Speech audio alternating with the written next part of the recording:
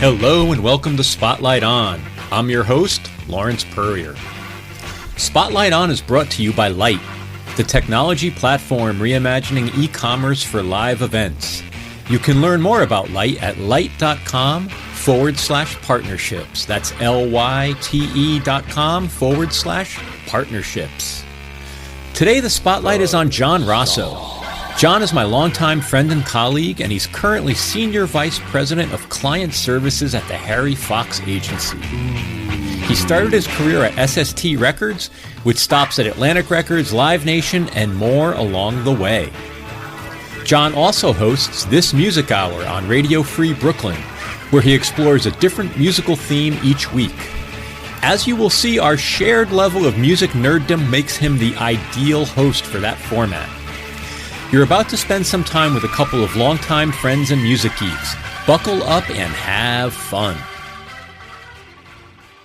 Hello? We got it. Really? You can hear me? I could hear you. I think what happened is I plugged in my board while Zoom was already launched, and so it didn't recognize it. I call that a Zoom error. I don't think that's your fault. Well, it's my Mac. It's probably my Mac not recognizing that this was anyway. Whatever. We're here. Before you couldn't hear me, I was saying, "Wow, that's a very professional setup you have." But now I realize it's a piece of shit. No, I hopefully I sound better than plugging in my earpods, my AirPods, or whatever you call them. You do have a rich baritone. Thank you, and I got the compression cranked. So. Nice. I don't like to make any assumptions for listeners, right? So can you tell people what Harry Fox Agency does? Let's start there. Sure. Happy to do that. Are we starting now? Oh, yeah, we're starting. Okay. We'll edit out the beginning, but yeah, we're starting now. Okay. I didn't realize that was an actual question. But yeah, it's cool. We go right in. So the Harry Fox Agency is about 95 years old, started in 1921. Well, actually, no, 1927. So we have another 6 years. And it was founded by actually someone named Harry Fox. And no longer with us? No, died in the 60s. Okay. One of the mysteries of the Harry Fox is that we cannot find a picture of Harry. And then people all the time send us a picture of Harry Fox, the vaudevillian, not the same Harry Fox, but people send that picture all the time. That's amazing. So it was hoping to have a picture on our wall that said our founder. But so it's the original U.S. mechanical licensing agency. Mechanical licenses being a music royalty publishing use. It's literally, at the time, it was for the mechanical reproduction of a song. So if you pressed a piano roll at the time, or a piece of shellac at the time, and eventually vinyl and cassettes and now downloads and streaming, that reproduction of the composition itself is a copyright that anybody who makes one of those things and distributes them has to pay a U.S. statutory rate. Currently, at 9.1 cents is the current rate. There's a lot of debate going on. That rate has not changed in a long time. But it also spent like decades at like 1 cent. So there was a huge jump to 9 cents, but now obviously people are itching for that to go up. And that's for downloads. That's for your, everything. And so the Harry Fox Agency, represents music. It was actually at one point owned by the National Music Publishers Association. And, with that, they said, "Oh, you need a record label, you need a license to do this. Send a letter to Harry." And literally it was the Harry Fox Agency, and everyone would register whatever songs they had written, and the record label would get their license through the Harry Fox Agency, and then every quarter they'd have to pay their royalties. There's a lot more to that. Obviously, rates are different with streaming now, and but historically that's where it was.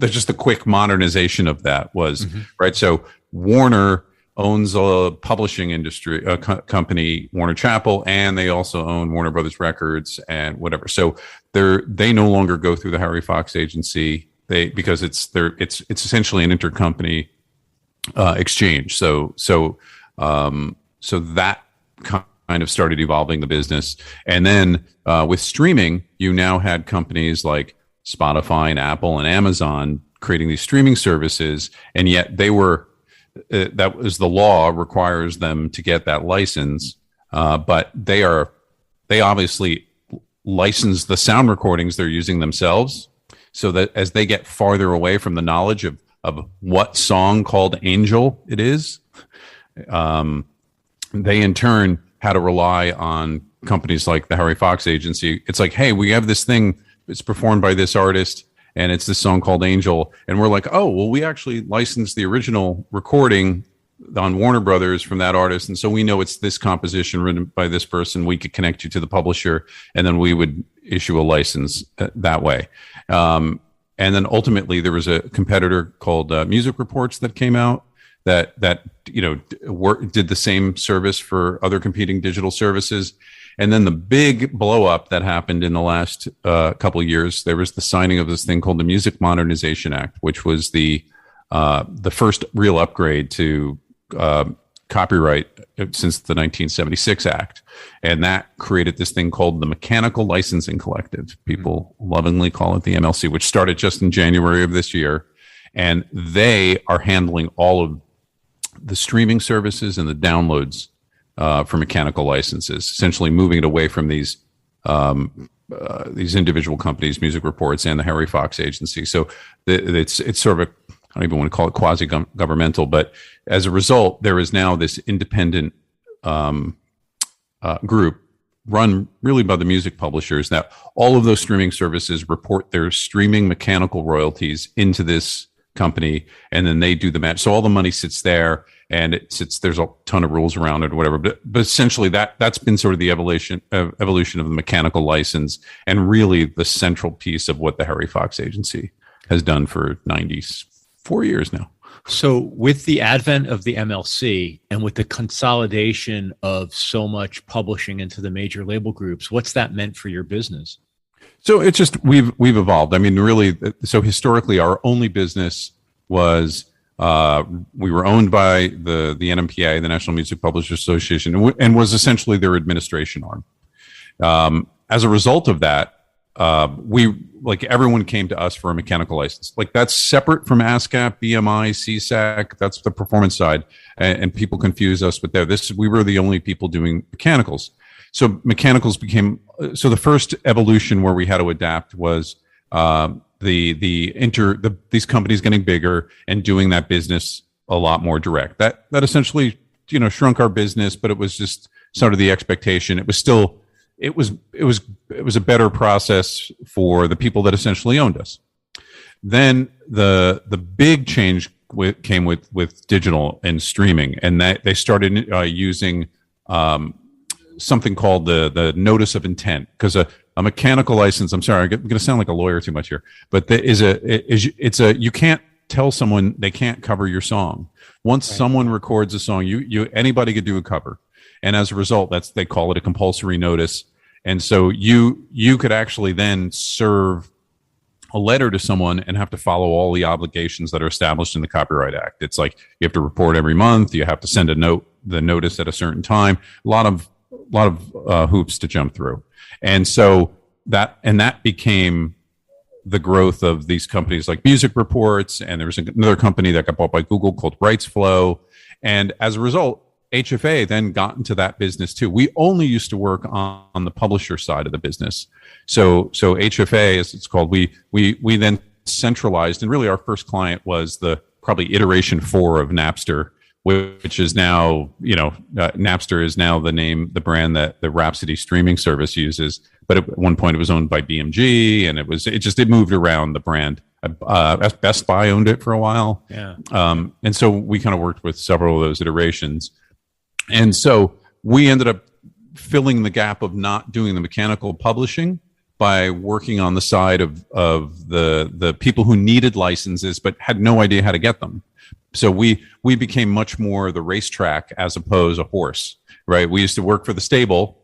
Then we now working for the the fans, and then now we're just the racetrack, and we're sort of on both sides of it. And then the MLC kind of took the fan side of it away, So we weren't really working for the DSPs at this point. But the interesting piece is, so the MLC needed a technological and a database support to do it. So we're now a vendor to the MLC to essentially do what we were doing independently as a support process for the MLC, which is now funded by all of these DSPs. So it's a bit of a, for us, it's been an interesting change. We've essentially sat in the same place, and the business has changed around us, and we've just had relationships with different players in it. That's interesting. Yeah. So that's always been, and I should tell you, the other piece that we've adapted on is now we don't do just mechanical rights anymore. So we do, we do clearances for karaoke services and jukeboxes, and we even do performance administration that, some people do direct deals and withdraw their rights from ASCAP or BMI, but they still need someone to do the administration royalties. So it's interesting. We've actually moved from pretty much a pure publishing side, and we audited record labels to make sure they were paying their royalties, to now we built essentially the database of record that is now being used by the Mechanical Licensing Collective and being expanded on there. And we still continue to, in the end of the day, it's been our relationships and just our basic knowledge of how all the moving parts work. And as you could hear, it's so legalistic. Just having that depth and knowledge of how you do it legally has been our greatest value. So, when you were owned by the publishers, was Harry Fox a nonprofit or what was the legal structure or the corporate structure versus what it is now? Are you a for-profit entity? So I should the one piece we're missing here. So in 2015, we were bought by the Harry Fox Agency was bought by the CSAC Music Group, okay, which also owns the CSAC Performing Group. They also own a company called Mint, which is a joint venture for international royalties. So essentially, this CSAC Music Group is essentially putting all the pieces together of music publishing so that a company could do an a la carte or an all-in where they could continue to focus on the creative side, and then all of that backroom stuff. You don't need a big infrastructure. But anyway, so the historic piece was the NMPA was funded by the profits of the Harry Fox Agency. So there wasn't. So if you had to become a member of the National Publishers Association in order to benefit from all their lobbying, well, directly, I should say, they would do settlements and stuff too. But and so HFA had a running budget, and anything above the budget was what funded the NMPA's mostly legal fund. And so so we had we would every year go and we need to increase our budget so it was kind of one of the interesting challenges in that model was the people that are getting the benefit of the service wanted to be as inexpensive as possible, but they also control the purse strings of how you were going to get better. You needed to do the investment too. So that was always kind of interesting. And in fact, until around 2001, somewhere around there, 2000, the head of the NMPA and the head of the Harry Fox Agency were the same person. And one of the beginnings of the real modernization of the Harry Fox Agency is they created essentially a lobbyist, the president of the NMPA, who I think is almost that entire time really has been David Israelite, and then a CEO for the Harry Fox Agency, which the first one was Gary Churgan, and now it's the second one. The current one is Michael Simon, and so they've actually truly divided it into an operations group and a lobbying group, and the two used to be the same. So that's where that's evolved, and now it's a for profit, which has actually been we're now an actual competitive group because people invest. We have an investor that. Or I shouldn't say, we have an owner with cash that we don't have to, that we actually make a legitimate business request as opposed to, begging from the people who are also our customers. Yeah. That's not the funnest dynamic. And so what do you do there? So my role is my title is senior vice president of client relations, or publisher services, and essentially anything sort of external with the company rolls up to me. So with that, I have a team of publisher agents, and their role is to answer questions for music publishers who I need to get my songs registered. Really, the question always comes down to is where is my money, right? That's it's sort of and it could be a data issue, it could be a matching issue, it could be you haven't registered that song, or we didn't have this information, and now we could, or someone's not reporting, and we have to go up. Then there's also a licensing team, and the licensing team they get requests from record labels or digital services saying, I'm seeking a license for this sound recording I have that I'm distributing, and it's this composition, issue a license to me. And then the third group is the more contemporary department, which is our client relation managers, our CRMs, and they're the ones that work with the different DSPs who now, hey, the Harry Fox agency has this information and knowledge, and we need to obtain the rights, and that might be through a traditional mechanical license, but more common now is a direct license where they've sought out and gotten certain rights to use the catalogs of the major publishers, and then a lot of the big publishers, and through the Harry Fox agency, you could opt in smaller publishers too. So it's a little beyond just I'm going to reproduce a song. Now I have an exercise app, and it's going to be in synchronization with these workouts, and so it goes beyond what the compulsory would allow. Mm-hmm. So you now actually have to negotiate terms and rates, and there's usually a rev share, and so our team essentially oversees that. Okay, you're using this music, and we're putting it through our system, and we're going to tell you, okay, we were able to find and get you licenses for these. So these are the ones that are available to your service, and then they report royalties. In the time you've been at HFA, never mind the time you've been in the music business overall, but just in the time you've been at HFA, is it generally true that music is used in more ways than ever before? Oh, absolutely. Yeah, it's pretty funny. As you were around when it was all of a sudden people were freaking out. It's like music, the model's changing. It's the whole move my cheese thing where music is free now and it's cheaper and whatever. And it was just a matter of figuring out how to monetize it. And now that's just been coming back in such a huge way. So absolutely. I mean, the early movers were, right, the people, well, we're just going to go and do it. And then when it gets really popular, we'll negotiate, because everyone's going to keep that. So that was, the big gorilla in that is probably first a Napster who got beaten up, but then a YouTube comes along, and you have the Google power and the lawyers and everything. And so now that model doesn't work anymore, where I'm gonna use it now, sue me later, and we'll steal my way to legitimacy. Exactly. So now people, there's the smaller companies with any legitimacy, start off with a conversation with us. Actually, they go, it's like, we just made a deal with so and so, and now they told us we have to get publishing licenses. Can you tell us what that is? And and as the audience gets more sophisticated, it becomes easier too. But yeah, music is everywhere. Has it gotten easier in the last, pick an interval, 5 years, 7 years, for a new user of music, like a technology upstart, to get licensed? Because I remember maybe going 5 to 10 years, there were so many entrants, and it was too hard for all of the, especially corporate stakeholders, to figure out who to do business with and who not to. Has that problem been solved at all? I mean, not solved, but it's certainly a lot easier, right? And I think to your point, that was as where the money goes is kind of what drives the business. And it became, music is too scary because people get sued, and we can't get clearances. We don't want to all of a sudden be shut down because of this, right? Even though we have this great product demand, being able to use it without compensating the creators was a problem. And I think as a result, that started the conversations, which now have mostly been resolved. Like there is, the consolidation to a certain extent makes that process a little easier. Okay, I have to go have a conversation with the big three. And usually the first one of the big three in who gets the negotiation, all the models then are identical or close to that, and you find out, and then that gets dropped into.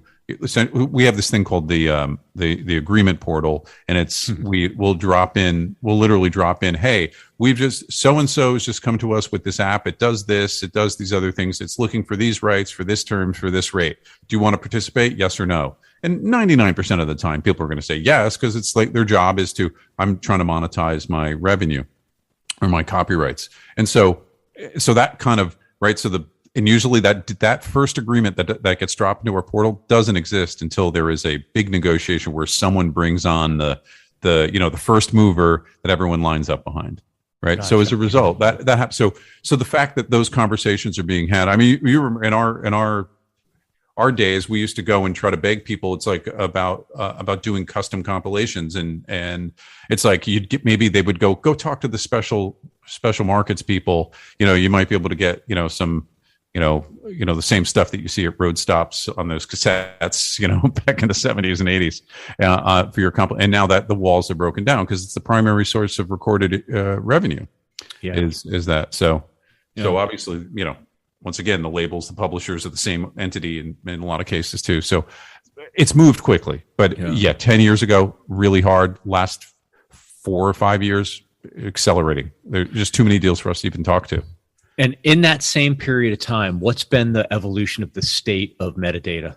Is it still the thorn in everybody's side, or has that been improved upon? It's still a thorn, but it has moved greatly. And I think this is going to be the big mover with the MLC. The MLC essentially now has made a public database, and the law that was passed requires the visibility of so much more. And so one of the challenges in the past was you only have so much visibility, because essentially it became, okay, I can now go look in this database and see that my song is getting used here. So now I could go sue these people, or I could go, it became, there was a world of litigation that was driving the marketplace. And rather than how can I make this more efficient? There was more money in litigation than there was in your number of streams, so that, the classic model, right? It's always follow the money. So now it's the fact that now everyone can see what copyrights they have registered, who controls them, what sound recordings are matched to them, all of that stuff. All of those tools are now being built out of the MLC. Anybody now could go to the MLC.com and search and find any song. And to a certain extent of who controls it. So I think it's one of those classic, the more sunshine on it, you could do. It's almost like the people talked about how blockchain was going to be, okay, everyone's going to see it and it's going to have this. Now it's just going to be out in the open. If there is a bad claim, people will see who the person is claiming it that's making the bad claim, so there'll be a lot of self-policing and that. So I if anything else, I think that's going to be, we're going to have the opposite problem. There's going to be probably more conflicts, because things that people didn't know were in conflict are going to be a lot more visible. Oh, wow. And then does that process play itself out to, at some point, all that's left are some remaining border skirmishes, but the right thing finally happens and equilibrium's established? Yeah, I think so. I really do. I actually, and to a certain extent, the complexities of deals, I think, are going to get simpler, because at this point, right, a publisher frequently represents a territory, and in some cases limited rights, because it's almost like, okay, I wrote a song, I've owned these, and now I'm going to sell it out. I'm going to sell out a piece of the pie all over the place of who works this and who works that, and then it just becomes too complicated, because then now, okay, I have my performing rights database, I have a mechanical database, I have my sync rights database, I have lyric rights, I have, right. So, and it's different in England than it is in Japan and the United States. So I think we're moving in a much more global, centralized. So the less complicated you keep it, the more likely the revenue will come in.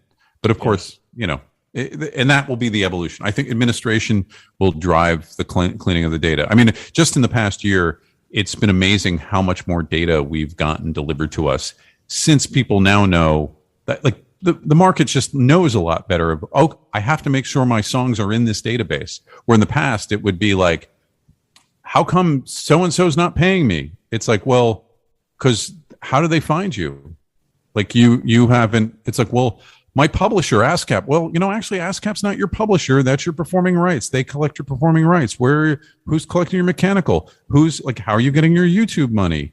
And so this goes back to ultimately what we're trying to put together as the solution with the CSAC Music Group is, you come to us and all of those things are available to you. Like, if It could be global, it could be local, it could be YouTube only, it could be mechanical only, it could be performance through CSAC.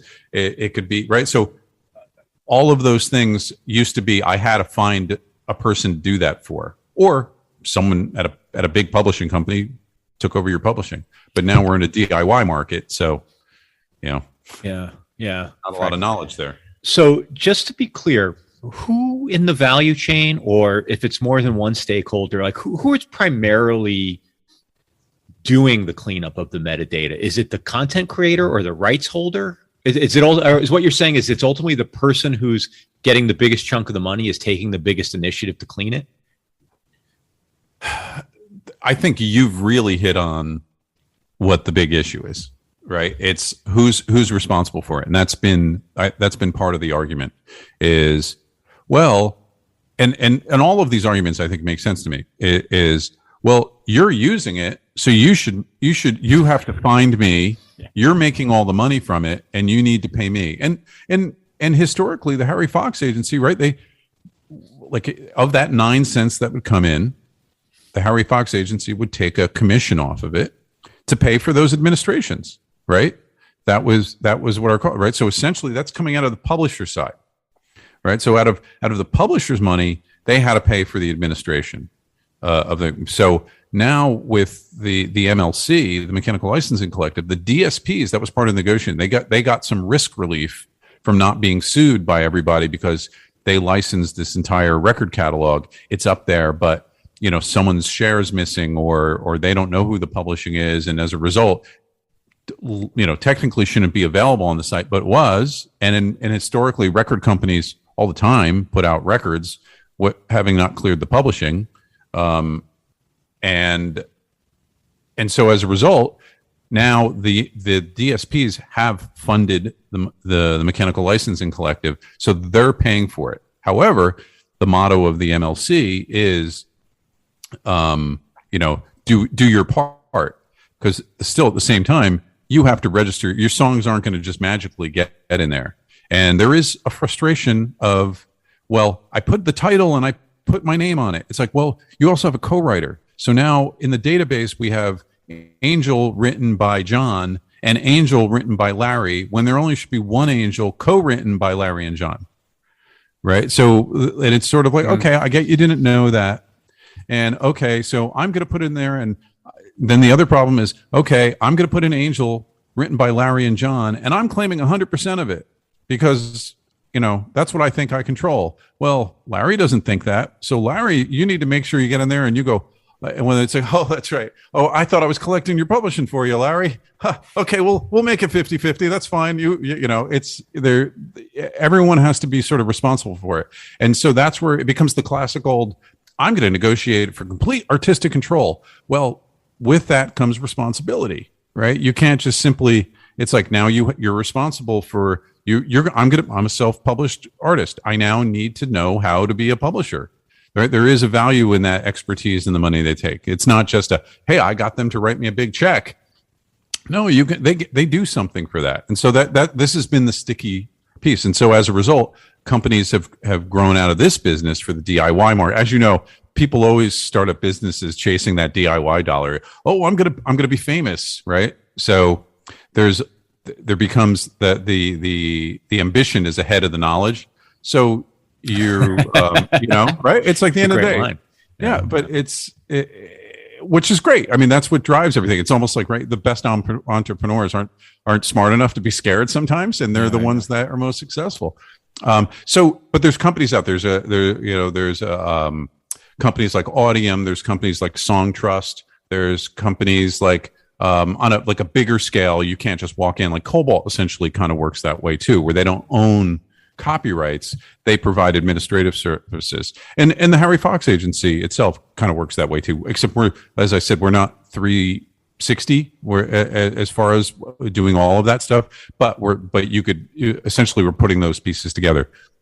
I'm trying to think if there's any other players out there, but there's that. Even TuneCore, DistroKid, I think the Orchard also offers publishing administration, but most people start off as, I'm going to make a record. I'm going to make a recording. And then, what's this publishing piece that I wrote a song? And that becomes I'm sorry, I could keep going all day, but now it's like, hey, why are you trying to claim that song? That's my version of that Rolling Stones song. It's like, well, they own the composition that you covered, so you have no publishing on this, so so you hit those obstacles all the time. So yeah, that's funny. Yeah. All right, so what was your first gig in music? Let's see, I'm trying to define what my very first gig in music would be. Outside of like DIY stuff, my first gig was working. I moved to LA and I answered an ad and became the publicist for SST Records. So it was kind of a cool. I very well knew what SST was, but the fact that I was now, like, my boss was Greg Ginn from Black Flag was pretty damn cool. And so that was sort of a bit of a baptism by fire of like, it was great to be a publicist where writers loved all the bands on that label. Yeah. What qualified you to be the publicist for SST? I still don't know.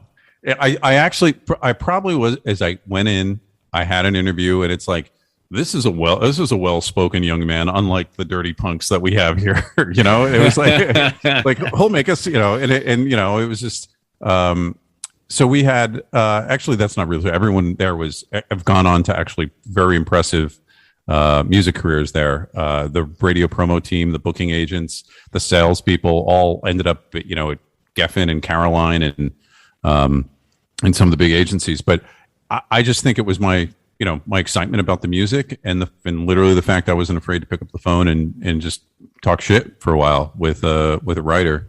And just talk music, and it was like, great. Well, thanks. Send me the new records. What were some of the first records you worked? When I got there, the Dinosaur Jr. album was kind of living. You're Living All Over Me was the record that was kind of happening that had me excited, as well as the second Screaming Trees album. Sonic Youth still had Sister. The Meat Puppets had Huevos. So it was like, and Firehose Iffen. So these were all like, top 10, like CMJ college radio bands.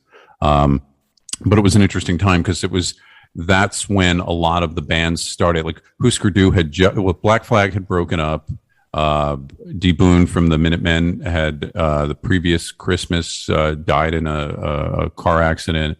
And so, Husker Du had signed to Warner.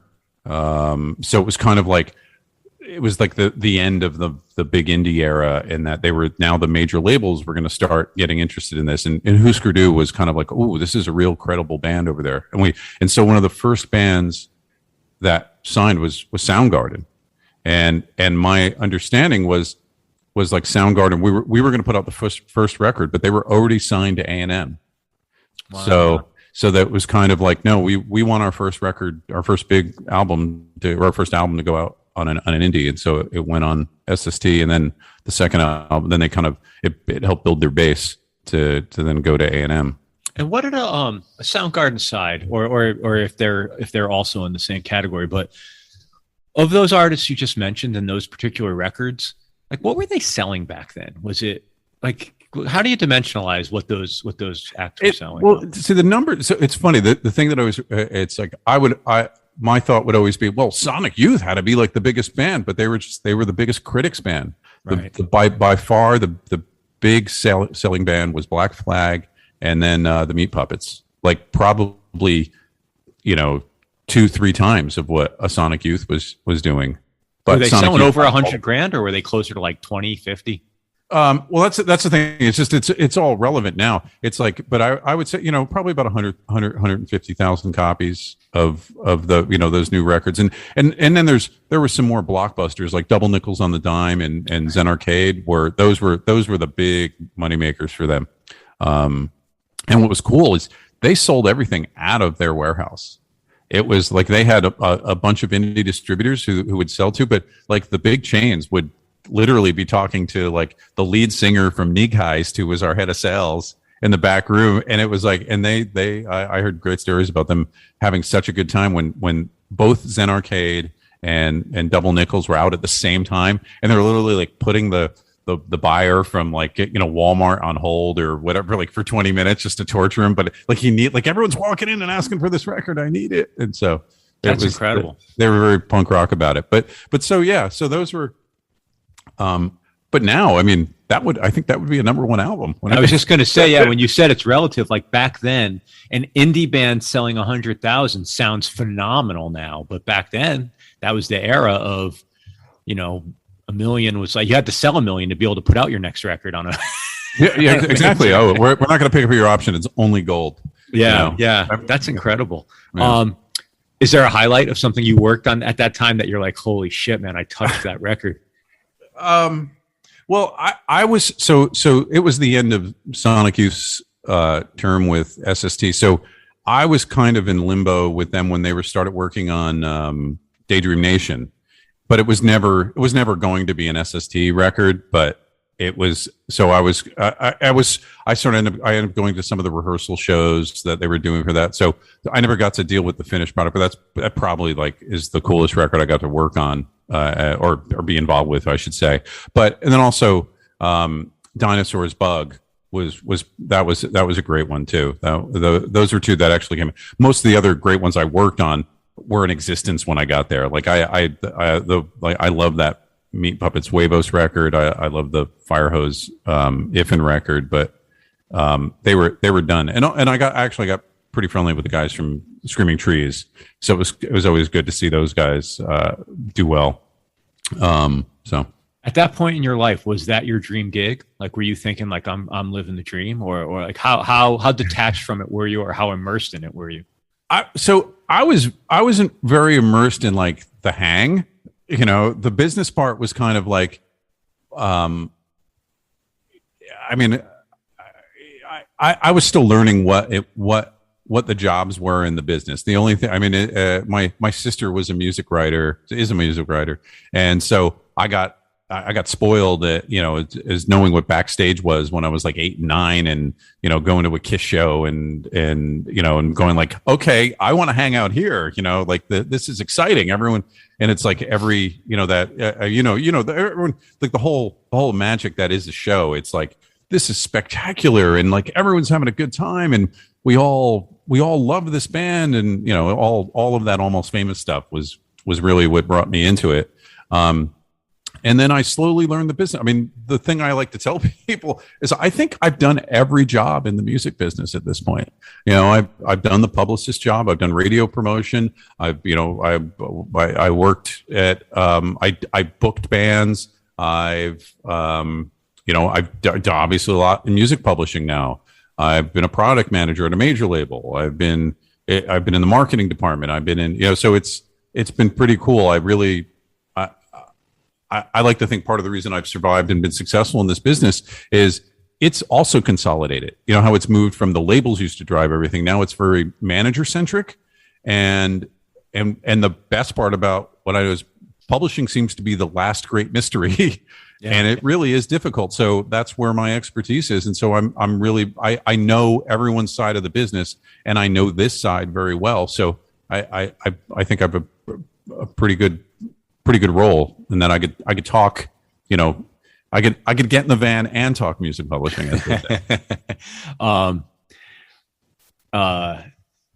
Tell me about your time at a major label. Like, I think we worked at majors at sort of opposite ends of eras. Yeah.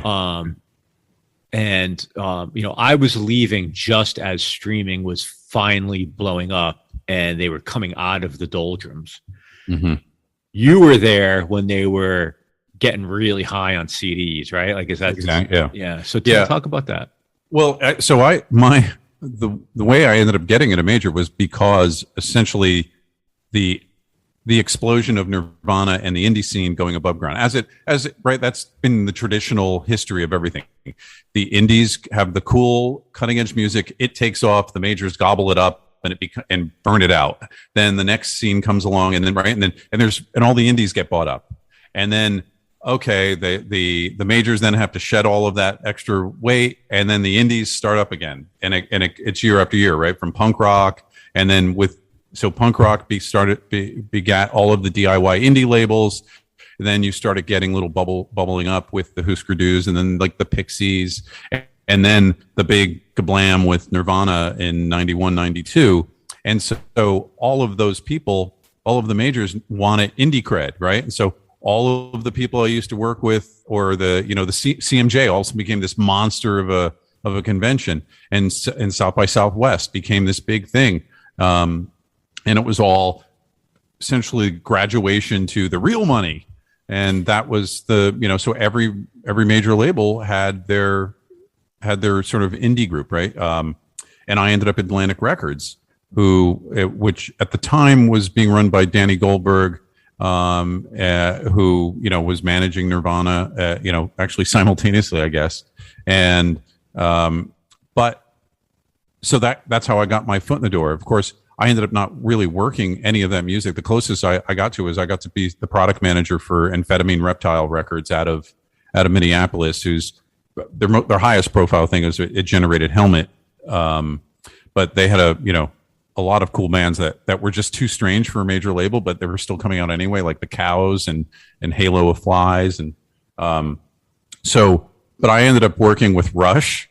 I worked with the money, and out of it, the big money that was happening at Atlantic was, Hootie and the Blowfish, Stone Temple Pilots were their big, cool band, I'm doing air quotes. But I got to tell you, quick side note here.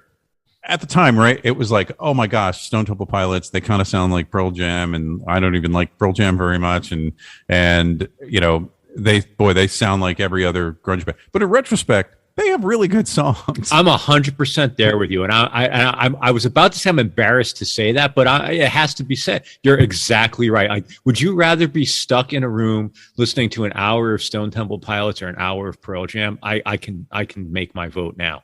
yeah, that's the thing. I mean, it's hooky. Yes, it's Zeppelin derivative. It like he has the Eddie Vedder every now and then, right? It's just like, but at the end of the day, those what is it, the DeLeo brothers there? Those guys wrote great hooky songs. So anyway, one thing I would also say in their favor is it's something Soundgarden has this similar trait, which is at least every record doesn't sound exactly the same. Yeah. Like, like or hate what they do or how they evolved, at least they change.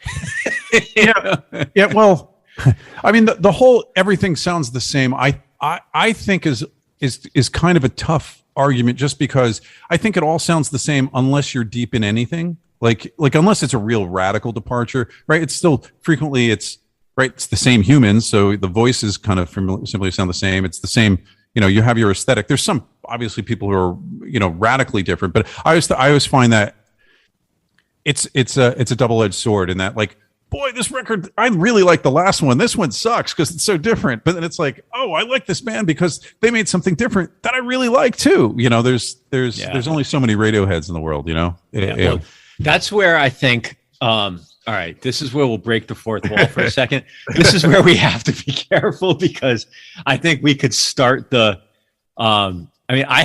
I have probably 4 artists I want to just bring up right now and shit talk with you. I know. And I don't know if that's good for either. No, I didn't even know whether I even shit talking Pearl Jam. It's like I have a lot of people whose tastes I really respect, and it's one of those. Pearl Jam. I don't know. It's kind of. I think they also could be sort of like a Grateful Dead of that generation too. There's people like, I know total Deadheads love that music, who I love every single record in their collection, and it's I don't have a hatred. It just the magic doesn't happen for me. I feel I've grown old enough now to just feel like, wow, I'm missing out on that pleasure, as opposed to, what the fuck's your problem? Yeah, I chalk it up to, like, I can't like everything. There's plenty of music out there, and it's not all for me, or I might not have gotten to it. Or are there any good bands that start with the letter P? The Pixies. Yeah. PJ Harvey. Okay. Yeah. Pink Floyd. Pink Floyd. Okay. All right. Because I could think of a lot of bad ones. Sure. I mean, I can't discriminate against letters.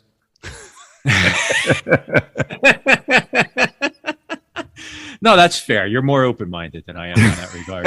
I'm trying to think of my P-Funk. How about P-Funk? Does that count? Parliament Funkadelic. Yep. I would give you Pavement. Iggy Pop.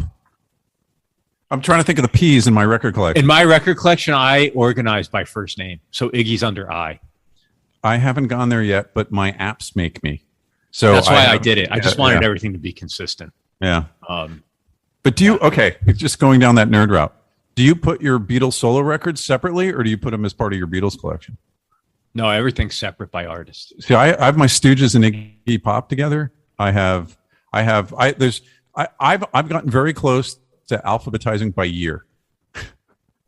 I experimented with things like that when I was younger. The problem is, honestly, the problem I have is whenever I come up with any kind of like system like that, the less obvious it is, I just lose shit then. I'm like, where would George Harrison be? And it would never occur to me that he's under the Beatles. But so psychologically, I think the reason I put the Beatles solo records next to the Beatles is that justifies why I own them. Well, you know what I mean? You're the person that I learned from, though, that to make the perfect Beatles albums, you take the Paul songs off of them. I've been warming up to that a little bit. It is true, but that was a CD lesson where it was the White Album. Yeah. You take them, you drop them, and it's especially egregious with the White Album. I would say I don't necessarily agree with that approach for a lot of the other records, but definitely the White Album. That's pretty. That's pretty good. All right, so let's revisit some of our previous discussions, which is who at this point is not in the Hall of Fame that should be. My first go-to is always Paul Revere and the Raiders on that one. And what's the argument? Paul Revere and the Raiders were essentially, they did the first version of Louie Louie. They were like 2 or 3 years ahead. Like they were pre-Beatles, but they were also post-Beatles. So they're the ones. They actually self-promoted themselves. I want to say they're originally like from Idaho, but they were considered sort of like a Northwest band. So they kind of pulled up that whole scene too. And then they had a ton of great singles too. They also hosted their own TV show, Where the Action Is. There's about half a dozen songs that I think are killer, like Kicks, Good Thing Going. Like they did the original Stepping Stone. And why aren't they in? I just think it's just a rock critic thing. I think it's one of those things. I think it's kind of like the Baseball Hall of Fame. It's like, sorry, you can't be on the ballot anymore. Your time has come and won. Like, did Deep Purple ever get in? Like, I think. Yeah, I thought you were going to say Deep Purple. Did they get in? I don't know. I kind of honestly, once it got to like the '90s, bands started getting in. It became too much for me. Like, I can't. I think we would argue about it in the last era where it was fun to argue about. Now it's not. I don't want to argue about whether Green Day belongs in the Hall of Fame or not. That's exhausting to me. And that's what I was going to say. I was like, this conversation isn't fun anymore because it's exactly that. Because also it's not. I feel like the powers that be always kind of skip a generation. So it's like they're like the people who are on the board are a little older than us. Right. And so they saw the 50s and the 60s one way, and the 70s was a little tired, and like they're not as interested in that. Like so then it becomes much more about the money in the 70s. Right. So who are the younger people that are going to be on the board? Like, where does it go next? Like, are you and I going to get on the board? I think we're going to be passed over. I think it's actually going to go younger, and it's going to be the people that are all about, Pearl Jam and Green Day, like the 90s people. Right. And like at the same time, I feel like that's when I was in the industry, was like kind of like that was my record label days, where it was essentially the 90s. And so to a certain extent, I think that's the worst view to have of who to go in the Hall of Fame. It should always be fan centric.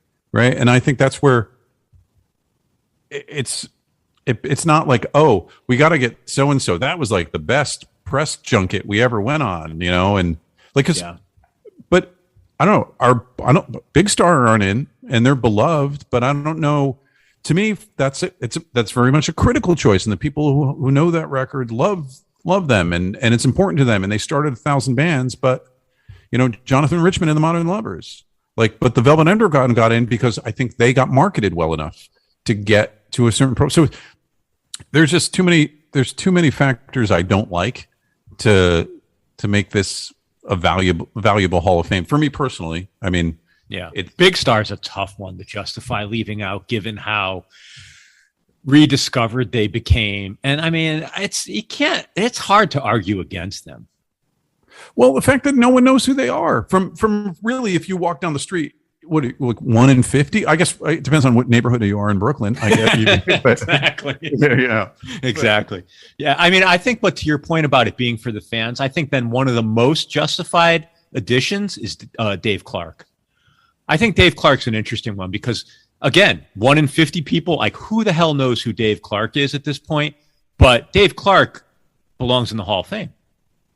Is the Dave Clark 5 not in? They're in. I was there. I saw Tom Hanks inducted them, and it was a beautiful speech. Yeah, it was great. But once again, I just think that would never, if they weren't in already, they would never get in. I think it just passes. That wave kind of passes. By the way, speaking of Tom Hanks, he did for his like 60th birthday. He hosted a thing on Boss. I think it's called like Boss Radio. It's an internet radio, and he DJ'd, and it was so friggin' good. Like he goes so deep. It was all like surf bands. It was all, his big thing was like, this was the, New Jersey's answer to the Beatles. This is Wisconsin's answer to it. So it was all like stuff from 64 that I've never heard of before. And I go pretty deep. Yeah. And it was all, it sounded familiar, but I was just so happy to hear what a deep fan he is.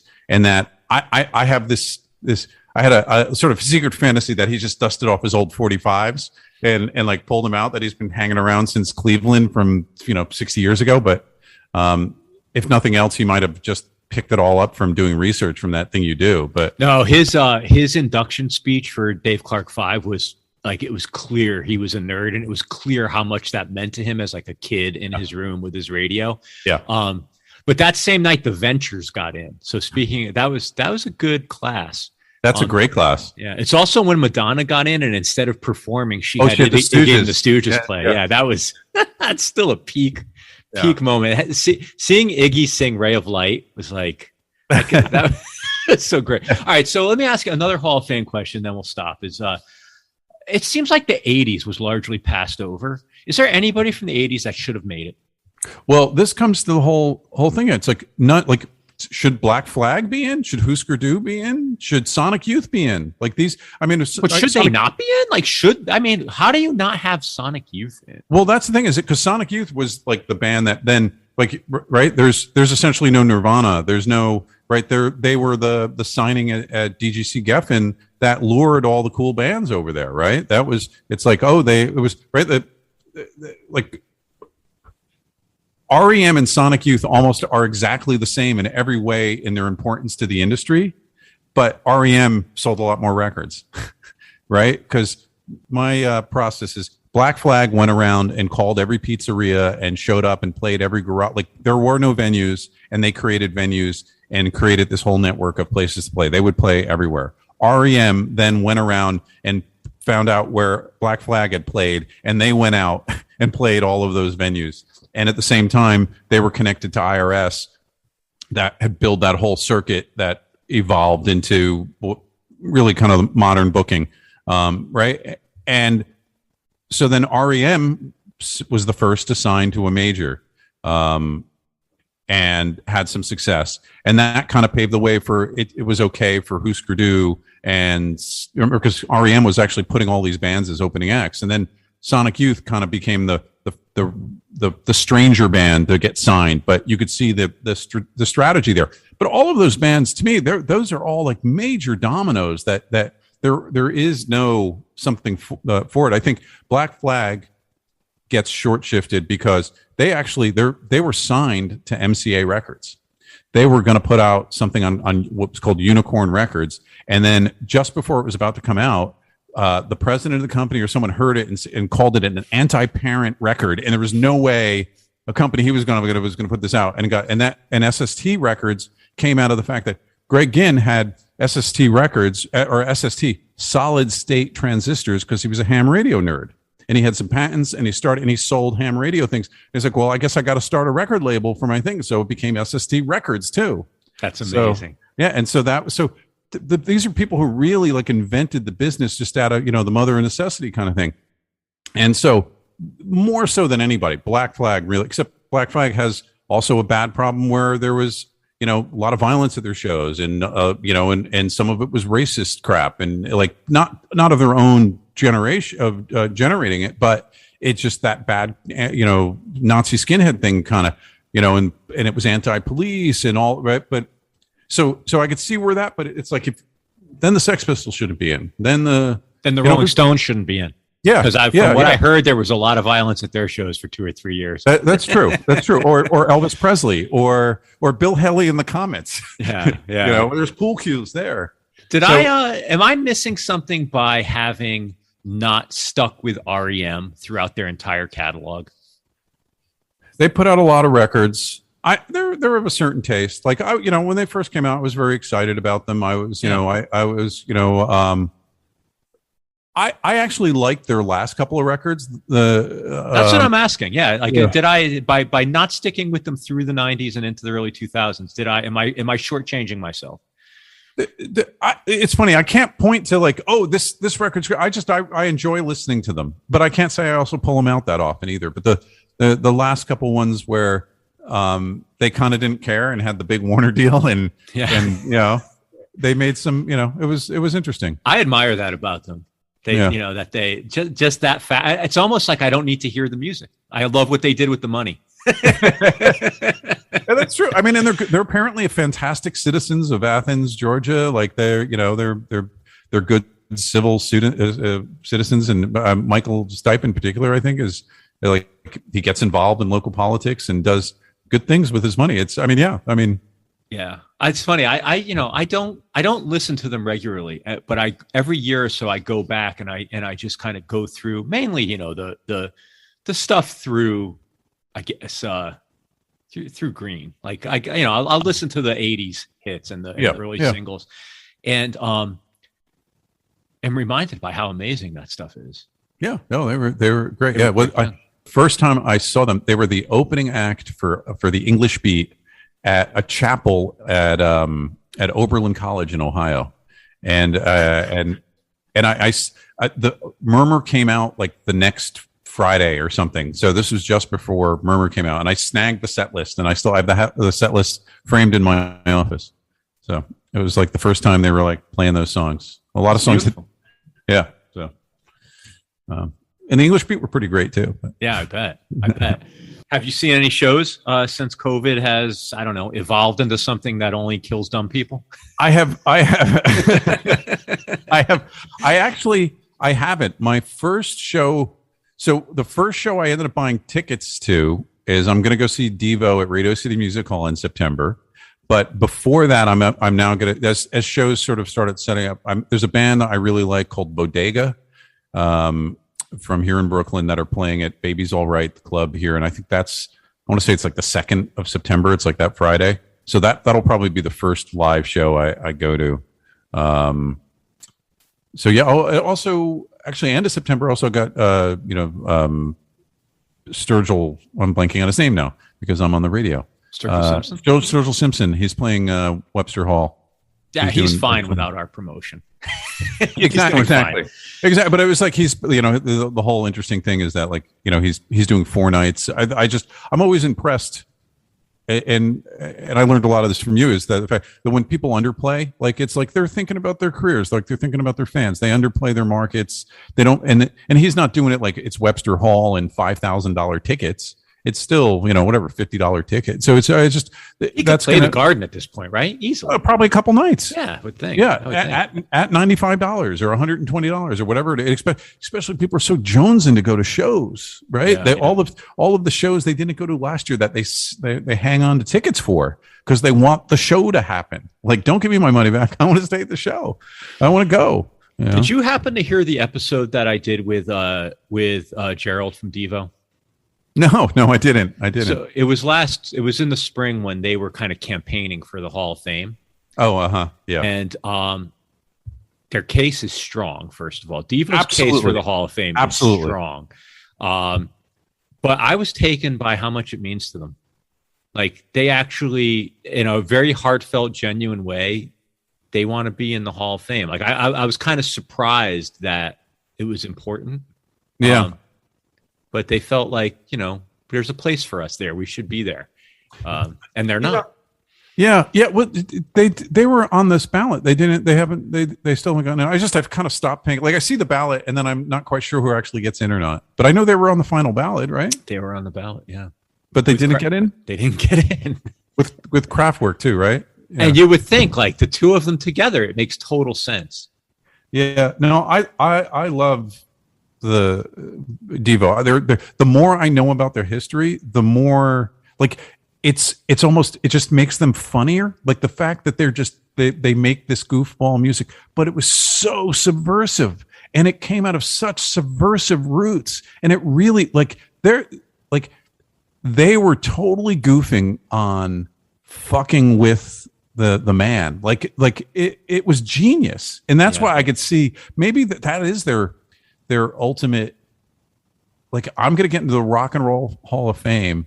And I'm like, the seed was Kent State. I mean, it's amazing. I don't know. Yeah. They're another band. Like if you give them money, they're going to do something fucking goofy with it. They're going to make some kind of statement with it. And they're going to bite the hand that feeds them. And that's probably, I hate to say, but that's probably what's keeping them out. There's somebody with a long memory that says, why are you making fun of our high art form? Rock and roll. I shy away from the conspiracy that someone has that kind of power, but this comes back to, though, if we go back to Rolling Stone was definitely being taken the piss out of during that period. So even, they warmed up to the Clash, but originally the first review of the Clash was the Clash arrive in America and open with "I'm so bored with the USA" and go back immediately. Right. It was like total dismissal of like this is not high art. Like, who are these people? Disco album, Yeah. All right. We are far away from the deep legal-esque beginning of this show. No, that's how it's supposed to be. That's how the best conversations on this podcast. I mean, really, the podcast is just about me talking to interesting people about things that me and very few other people care about. So that's like, it's amazing. Well, we could do that for hours. So.